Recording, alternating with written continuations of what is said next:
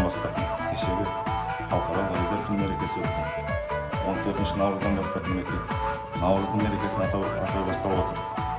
Сол көрісу күнінен бастап кеше шаңырақ күні болды, ұлттық киім күні отыр. Оның бәрі басты мақсат әрине өзіміздің ұлттық салт-дәстүрді.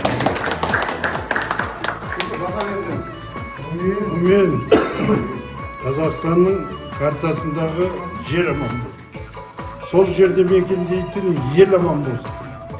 Сол елді көбейтіп, көркейтіп, өсіріп, өркендетіп отқан аналар аман болсын. Аналардан туған балалар аман болсын. Балалар өсіп, ер жетіп, ат жалын тартып мінген азаматтарымыз аман болсын.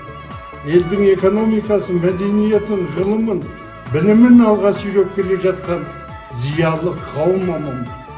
Осы елдің негізін құраушы, қазақ деген халықтың айтқан, деген болып, мәртебесі биіктей берсін. Қазақ елі мәңгілік ел болсын.